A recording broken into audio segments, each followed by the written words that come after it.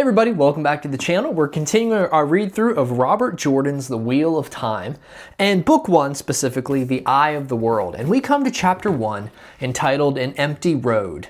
And this chapter opens up, first of all, in the book, just a really incredible little map there. I love the maps that are inside books. I love to look through them. I love to look at the artistry and just to see what the artist intended to bring in for the reader and the observer to look at. But here, yes, we have a map of the Twin Rivers and the areas and the spaces inside. And by that, I mean the two rivers. I'm going to do this the entire time until I get used to it.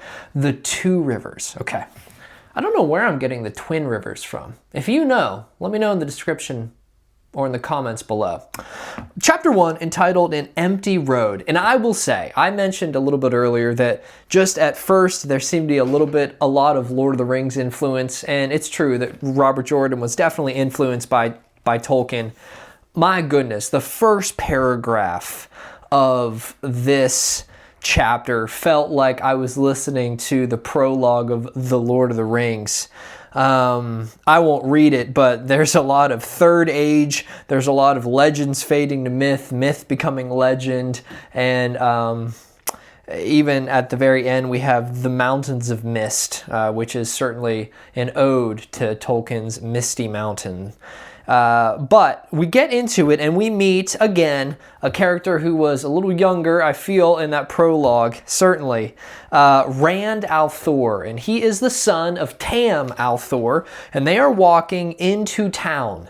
They are farmers and sheep herders, and they are going into town to drop off their goods, but more specifically because there is a huge festival that the people of the Two Rivers are very excited about called Bel Tine.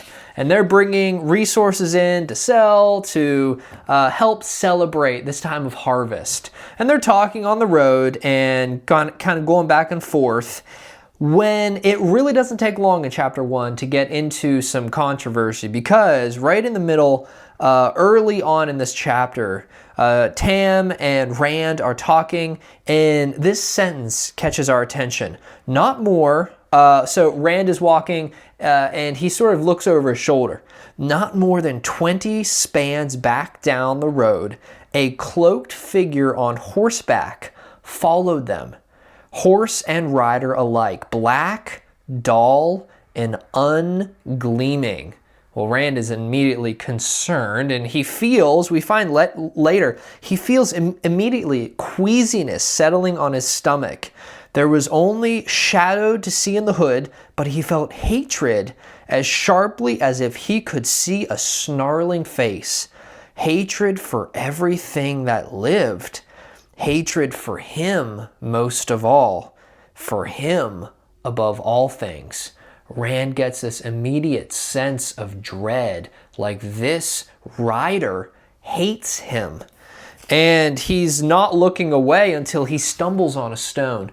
And when he looks up, the rider is gone. His father asks, "Are you all right, lad?" Rand responds breathlessly, "A rider! A stranger following us. Where?" his father asks. "There, down the..." And Rand's words trail off as he turned to point, but the road was empty. He tries to explain to his father, "There was someone there." And Tam says, "I don't doubt you, but where is he?" "I'm not sure." Well, they go on in silence for a while, and Rand is very troubled by this because there's something else that was very noticeable about this rider, and it looked as if the wind was not affecting the cloak. It was just completely stationary while he was riding on this horse. Terrifying for Rand. Well, I think Tam tried to encourage him a little bit. "I could do with a pipe," Tam said a little later, "and a mug of ale where it's warm. And I expect you're eager to see Egwene." Well, that definitely pulled Rand's attention back to where they were currently at. And we find that he is conflicted. He's confused in his feelings and emotions for Egwene.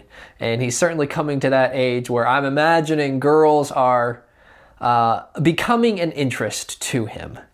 And his father gave him a bit of advice here, and he said, "Remember the flame, lad, and the void." Apparently this is something that Tam would tell Rand from time to time, to concentrate on a single flame in your mind and feed all your passions into it, whatever you're feeling, until your mind becomes empty. Become one with the void, Tam would say. And Rand always mused, nobody else in Edmund's Field, which is the area in which they live, talks that way. His father encouraged him, and they continue on until they get into town, where they're going to meet the mayor. They're going to meet a couple other men, and they're all in a kerfuffle. Number one, because of the weather. Winter has continued on much longer than it should have. And there's a lot of rumors, and there's a lot of disparaging confusion. Well, one individual that we meet by name is a girl. And I'm not remembering how old she is. I'm sure that'll become a little bit more evident later. Certainly a teenager. Her name is Nynaeve. And she is fulfilling this position in town called the Wisdom. From what I'm gathering so far, she is some type of healer.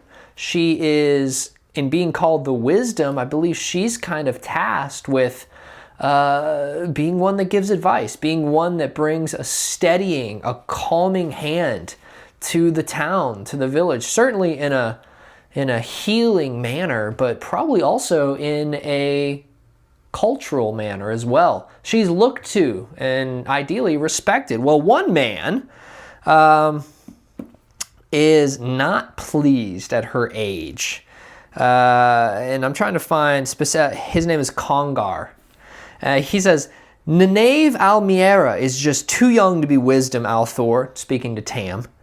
If the women's circle won't do something, then the village council has to. And that seems to be an interesting thing here. We have a women's circle and we have what seems to be a men's village council. And both of them are influential. Probably, though, it seems that most of they have different realms of authority. And one isn't supposed to sort of bud in on the other's authority. And right when he says that, his wife comes flying out, Daisy, or Days, and she says, "You try meddling in women's circle business and see how you like eating your own cooking."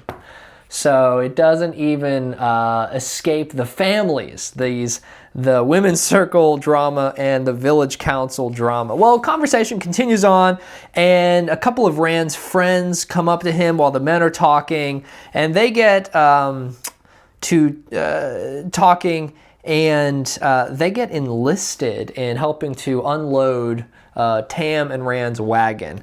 But yes, Bel Tine, this is why they're all here for. And there's going to be a lot of exciting things. There's going to be archery contests. There's going to be foot races. There's going to be contests of almost everything imaginable. And it's going to be a day of fun and a day of festival. And certainly in an era where work is constant. There's no such thing as free time or downtime. There is working and there is sleeping, right? And your living revolves through that experience, especially those that are living off the land and those that are farming. But this is a time when they can come together and really have a celebration in harvest time. Here's the problem though.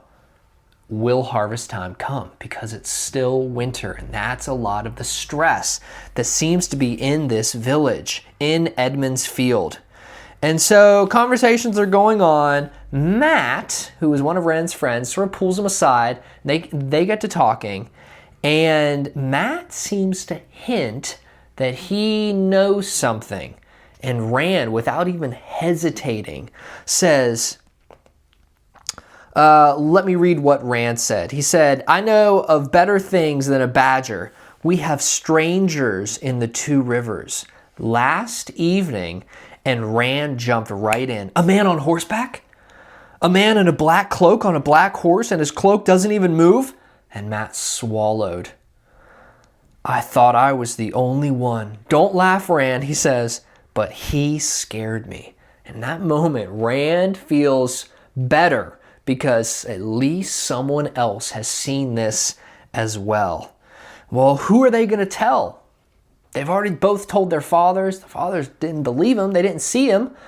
And he says, if we're going to go tell the mayor, there's no way he's going to believe us either.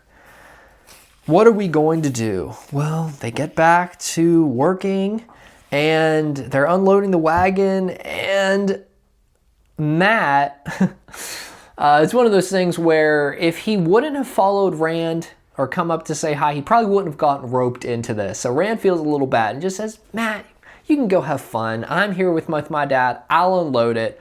And Matt says, whatever at this point. Like your dad says, the quicker it's in the cellar, the quicker we can get off. And then he says this funny thing at the end of the chapter. And maybe Egwene is around. Watching you stare at her like a pole-axed ox will be as good as a badger. One that they were going to go try to catch together with other friends that they're now not being able to do. Watching you stare at her will be as good as a badger any day. And that's sort of where the chapter ends. They're getting back to work, and they still have some unanswered questions. That's chapter 1, entitled An Empty Road. What's going to happen with this Dark Rider? What's going to happen with this celebration? Will people get into town to be able to experience it? Will the weather allow for a harvest to take place? And even in this small little teenage relationship, how are Rand and Egwene going to interact with one another? We've not seen it since that prologue when they were younger. So we'll see.